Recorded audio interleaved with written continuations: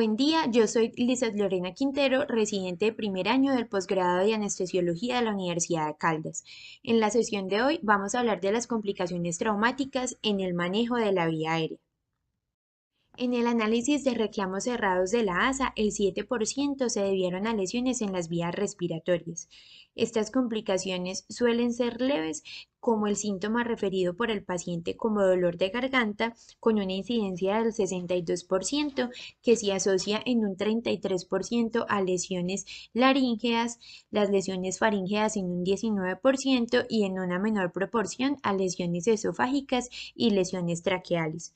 Las complicaciones mayores, como la muerte, el daño cerebral, la necesidad de una vía aérea quirúrgica o el ingreso no planificado a la unidad de cuidados intensivos, son raras y tienen una incidencia aproximada de uno de cada 21.598 casos. Solemos tener más presente otro tipo de complicaciones diferentes a las traumáticas, como el estímulo simpático que puede generar la laringoscopia, con el aumento de la frecuencia cardíaca, la presión arterial y la presión intracraneal, que nos llevan siempre a tener presente la necesidad de una inducción adecuada y de un plano anestésico adecuado antes de realizar la laringoscopia. Tenemos también presente el riesgo de aspiración, por eso buscamos siempre garantizar el ayuno, identificar los pacientes con ese factor de riesgo como los obesos, las embarazadas o los pacientes diabéticos por la disminución de su vaciamiento gástrico.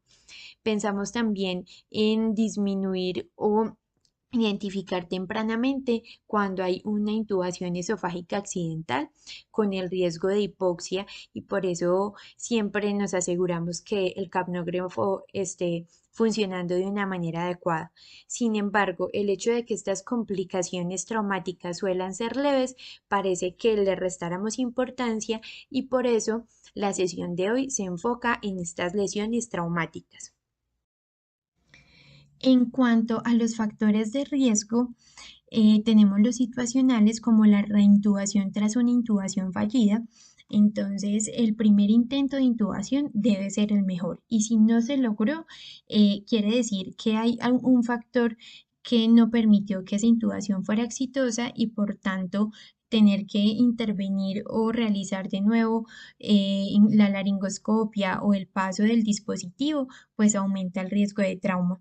La intubación orotraqueal de emergencia también se asocia con mayor riesgo de traumatismo en vista de que estamos ante un paciente crítico en el que el tiempo importa, y el hecho de tener que hacer las cosas de una manera más rápida nos lleva a que no nos tomemos o que no haya tiempo de hacer una valoración completa de la vía aérea, incluso de planificar en caso de que ésta falle. En caso de la intubación orotraqueal fuera del quirófano, se menciona o es un factor de riesgo que se asocia principalmente a que el personal que va a abordar la vía aérea generalmente tiene menor experiencia que quienes lo hacen en quirófano, que sería pues el anestesiólogo. Los factores de riesgo del paciente: tenemos la vía aérea difícil, obviamente al no tener una visualización adecuada el riesgo de trauma es mayor. Los trastornos de la coagulación, no solo porque nos van a generar una posibilidad como de sangrado fácil, con lesiones incluso menores, se pueden generar hematomas que lleguen a complicaciones y que requieran, pues que lleguen a sobreinfección y antibiótico. En cuanto a la obesidad, aun cuando el paciente no tenga una vía aérea difícil, sí aumenta su riesgo de traumatismo, al igual que el sexo femenino. Hay otros factores de riesgo como la mala evaluación de la vía aérea, la mala planificación para el manejo de la vía aérea fallida.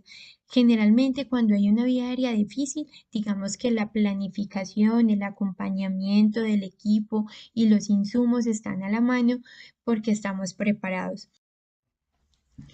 El dolor de garganta es un síntoma muy frecuente o muy frecuentemente referido por los pacientes en la sala de recuperación incluso, tiene una incidencia del 14 al 62%, muy variada según los estudios, y se asocia a irritación o a lesión de la úvula, de las mucosas o de las estructuras pues, de las vías respiratorias, siendo la laringe la principal comprometida, o sea, este dolor de garganta, digamos que se ha dejado así en la literatura porque abarca la laringitis, la faringitis, traqueitis, simplemente como un síntoma que nos hace llenarnos de posibilidades ante la persistencia.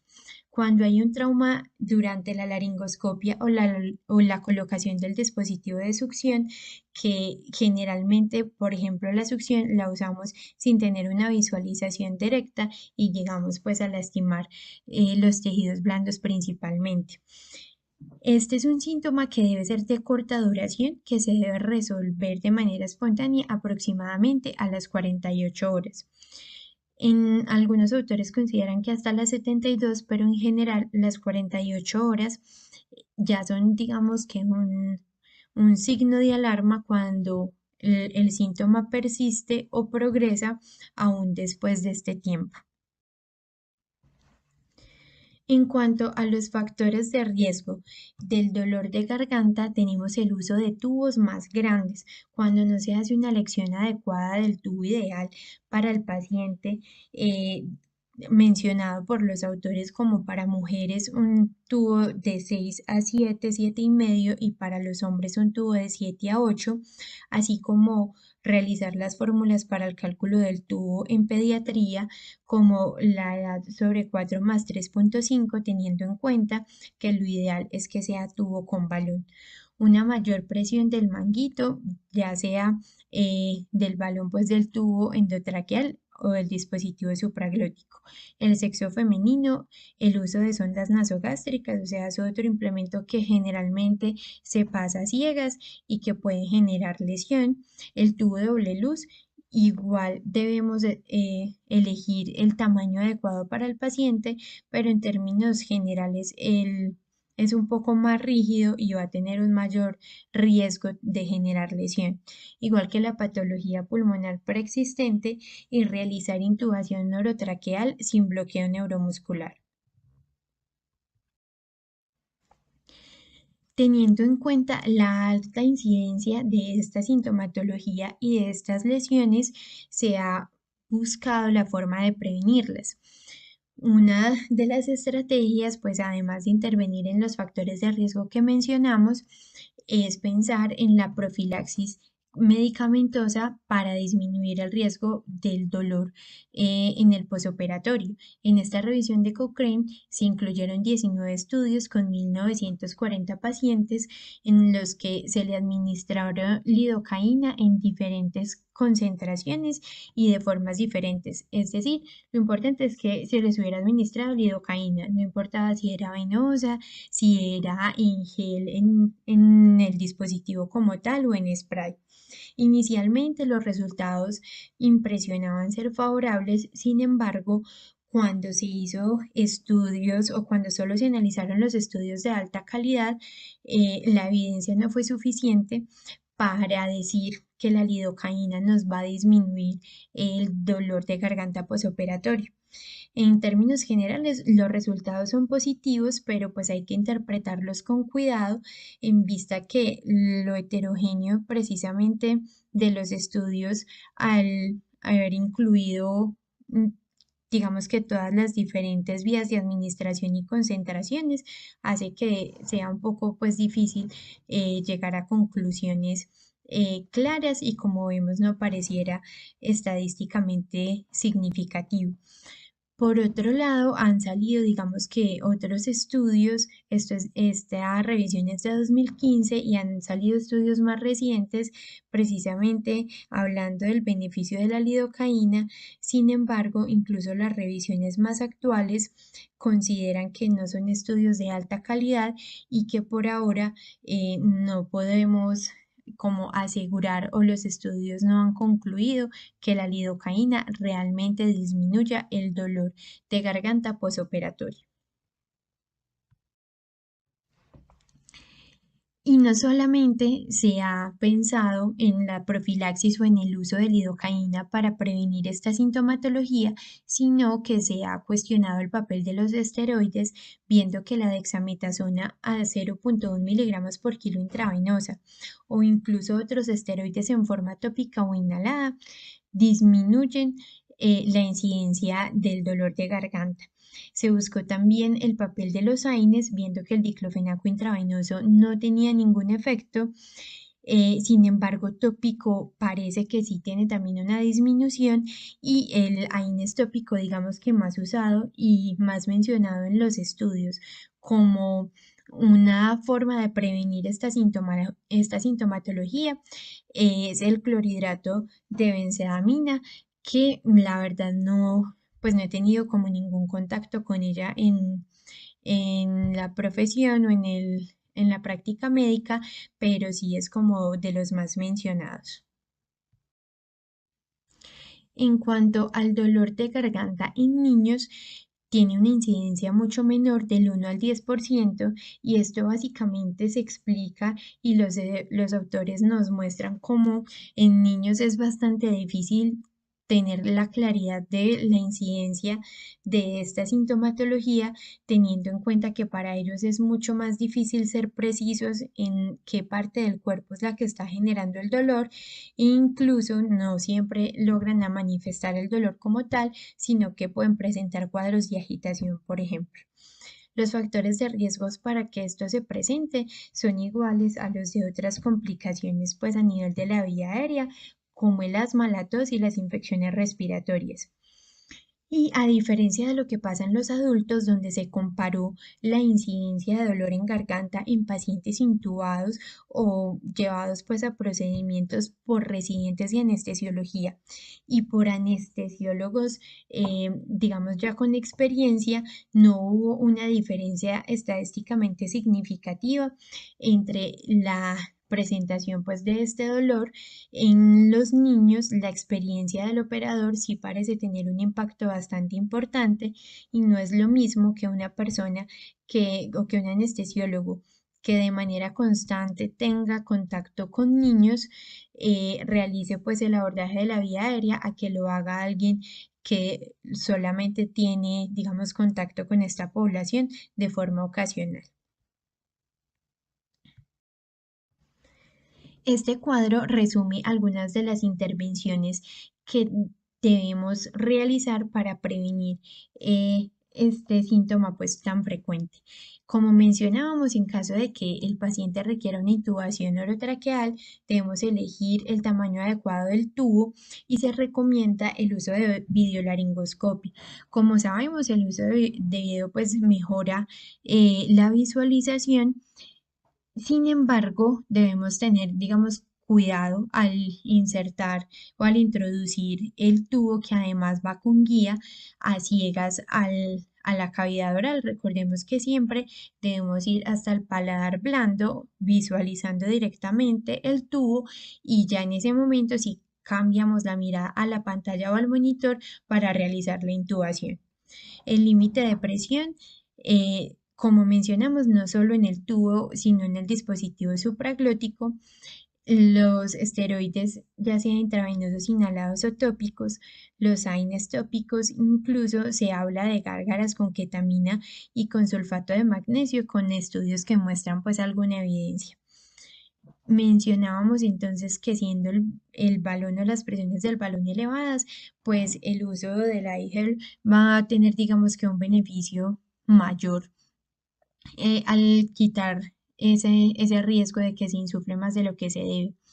Además de que se recomienda en los dispositivos supraglóticos una inserción como lateral con una posterior rotación de 90 grados. Al parecer se asocia con una menor incidencia de dolor. Y en cuanto a los niños, realmente las recomendaciones son prácticamente las mismas, de la elección del tamaño adecuado, del control de la presión, y acá sí se hace la recomendación de que si es posible se prefiera un dispositivo supraglótico por encima de una intubación orotraqueal, teniendo en cuenta la reducción del riesgo del dolor posoperatorio. Vamos a iniciar con las lesiones dentales. Es una queja común y es una causa de demandas. Los incisivos centrales superiores son los más comúnmente afectados y estos, digamos que pueden sufrir desprendimiento o pueden fragmentarse. Por eso debemos estar como muy atentos a cuál es el estado previo, no solo para identificar factores de riesgo con dientes flojos o con carillas o coronas que tenga el paciente, sino para tener claro que digamos tiene todas las piezas dentales al final del procedimiento y no existe la posibilidad de una aspiración, aunque ante la duda se debe realizar una radiografía de tórax para definir pues como cuál es la ubicación de esa pieza dental, teniendo en cuenta que si se va al tracto gastrointestinal pues no va a requerir como intervenciones adicionales. Pero en la medida de lo posible, si llega a pasar el trauma y el desprendimiento, se debe conservar el diente en solución salina normal y se debe remitir al paciente de forma prioritaria para valoración por odontología.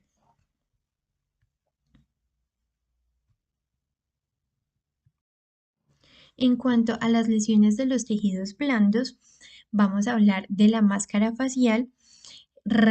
Son raras pues las complicaciones o las lesiones por este dispositivo y esto también se asocia a que el tiempo que se usa durante el manejo de la vía aérea suele ser corto. Suele usarse más en la preoxigenación eh, previa a el paso de un dispositivo supraglótico o de una intubación orotraqueal, pero aún así puede generar irritaciones en la piel, abrasiones en la córnea cuando no se hace un sello adecuado y una presión excesiva puede llegar a neuropraxia. Como mencionamos, no es común, pero esas presiones excesivas sí pueden llevar a compresión de la rama mandibular del nervio facial, comprometiendo el labio inferior y el mentón. En cuanto a los dispositivos supraglóticos, se dice que más de la mitad, aproximadamente el 56% de las anestesias generales se realizan con dispositivos supraglóticos. Y de estos, aproximadamente la mitad de los pacientes van a referir o van a presentar dolor de garganta, asociado principalmente a la elección inadecuada del tamaño del dispositivo. Cuando se elige un tamaño menor al adecuado para el paciente, generalmente se lleva a un inflado excesivo en búsqueda de mejorar el sello y esto genera mayor traumatismo a nivel de tejidos blandos que puede llegar a un compromiso mayor. Ese inflado excesivo también puede generar neuropraxias como el compromiso del nervio lingual con alteración del gusto y de la sensibilidad de la punta de la lengua, alteraciones del hipogloso con la posterior o con la generación de disfagia o alteraciones del nervio laríngeo recurrente que va a llevar pues como a la ronquera y a la tos débil.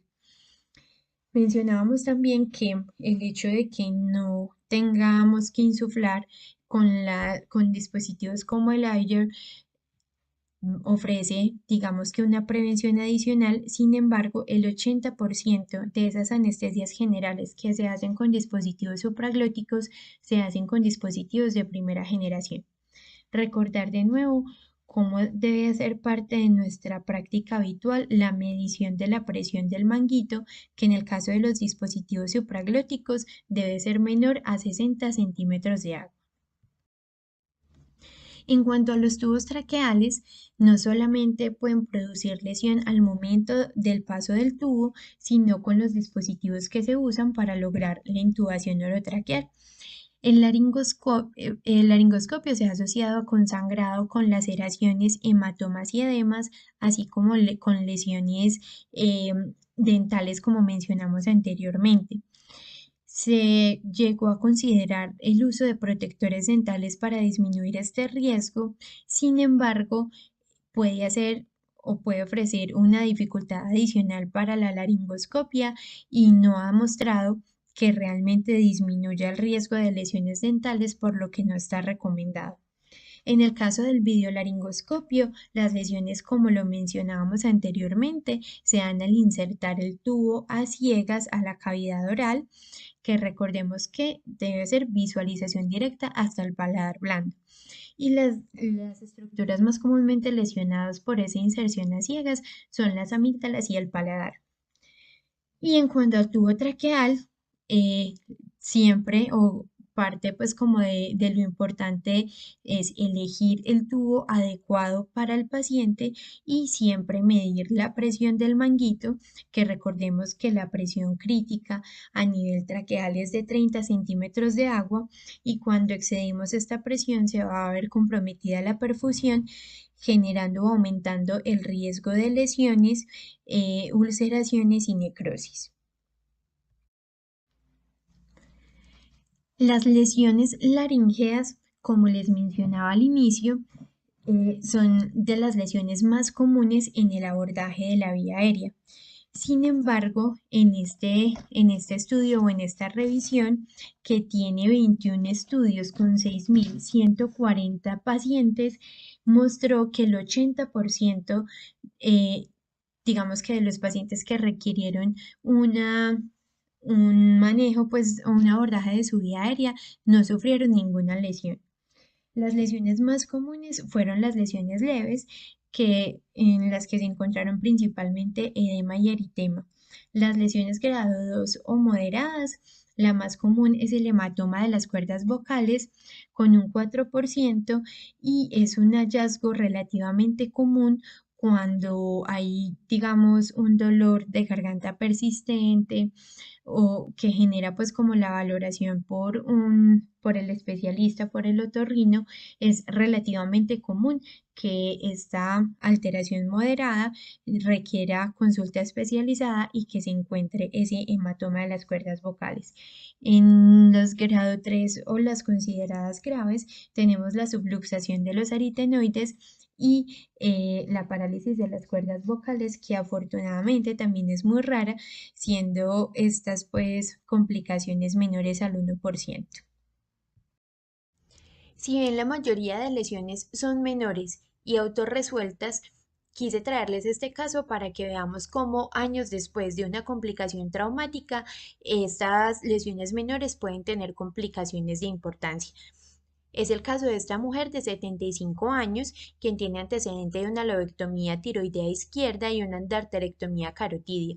Eso fue 3 años antes de que consultara al otorrino por una disfagia progresiva. La paciente negó dificultad respiratoria, autalgia, pérdida de peso y al examen físico no se encontró ninguna masa y ninguna lesión externa en el cuello. Cuando se realizó la laringoscopia con fibra rígida, se encontró esa lesión o vemos esa banda fibrótica que al realizar el TAC se evidenció que estaba adherida a una estructura quística en la hipofaringe. Esta paciente finalmente requirió el procedimiento quirúrgico para retirar esta lesión y poder solucionar su sintomatología. La biopsia reportó que era un pólipo fibroepitelial benigno. Entonces, lesiones como laceraciones que parecieran menores predisponen al riesgo de desarrollar pólipos, granulomas e incluso estenosis que años después a ese traumatismo o a esa intubación traumática pueden aumentar la morbimortalidad del paciente, como vemos en este caso. En cuanto a la dislocación de aritenoides, esta se asocia a la mala visualización de la laringe, a una extubación accidental o al hecho de realizar la extubación sin haber desinflado el manguito y se asocia pues a una ronquera persistente o debemos sospecharla cuando esto se presenta.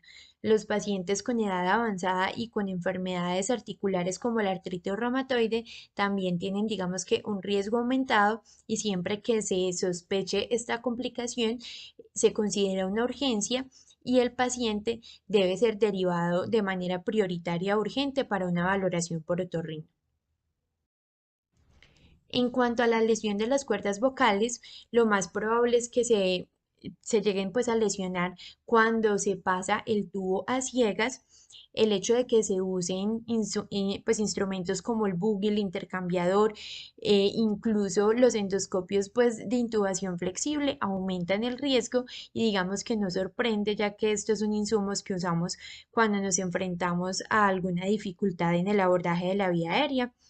Y la parálisis por lesión nerviosa es rara, como mencionábamos antes. No es común esta lesión y por eso igual siempre debemos medir la presión, ya que las praxias que mencionábamos anteriormente pueden presentarse. Vemos entonces en la imagen cómo la cuerda vocal derecha tiene una laceración y la cuerda izquierda se ve pues como un pequeño pólipo o granuloma que es común que se forme cuando se realiza una intubación o un procedimiento traumático a este nivel. En cuanto a la intubación nasal, las dos como complicaciones más frecuentes son el sangrado y el trauma. La forma de prevenir el sangrado es haciendo una preparación nasal adecuada con oximetazolina, calentando y lubricando el tubo para que nos permita mejorar o avanzar el tubo de una manera menos traumática. Obviamente la elección del tamaño adecuado y la valoración previa del paciente para elegir la fosa por la que mejor respire. En cuanto al trauma, pues debemos mirar otros factores de riesgo como el tabique desviado o que se esté usando pues un tubo mucho mayor al que requiere el paciente. Obviamente los pacientes anticoagulados van a tener un riesgo mayor y el sangrado abundante en estos pacientes podría interferir en la intubación exitosa, por lo que se debe considerar, como en todos los abordajes, una valoración adecuada de la vía aérea previa al procedimiento. Los boogies, los introductores y los catéteres de intercambio no solo se asocian con lesiones como hemos mencionado durante toda la charla, sino con perforación del tubo digestivo y con lesión traqueobronquial. Lo más importante es básicamente prevenir y sospechar la lesión a este nivel. Se previene con una fuerza mínima y introduciendo un máximo de 26 centímetros es lo recomendado para disminuir el riesgo de perforaciones. Obviamente, el uso de estos dispositivos, como también lo hemos dicho, se asocia a vías aéreas difíciles donde la visualización no es la mejor y por lo tanto el riesgo es mayor. Para terminar, vamos a dar estas conclusiones. El conocimiento de las lesiones de la vía aérea ayuda a la prevención y permite el diagnóstico oportuno y el tratamiento correcto. Se debe realizar la medición de la presión del manguito, no solo de los tubos traqueales, sino también de los dispositivos supraglóticos. La vía aérea difícil tiene un riesgo de trauma aumentado y debe sospecharse. La fuerza excesiva con introductores, bujías y estiletes puede provocar la perforación del tracto aerodigestivo y aunque no es una complicación común, debe sospecharse para poder diagnosticarse de manera temprana, siempre que tengamos un paciente que posterior a la manipulación no acceder a la vía aérea y esta generó alguna dificultad o usamos este tipo pues de insumos y refiere a dolor en cuello, tenga enfisema subcutáneo, disfagia, debemos pensar en la posibilidad de esta complicación. Eso es todo lo que tenía para contarles. Muchas gracias.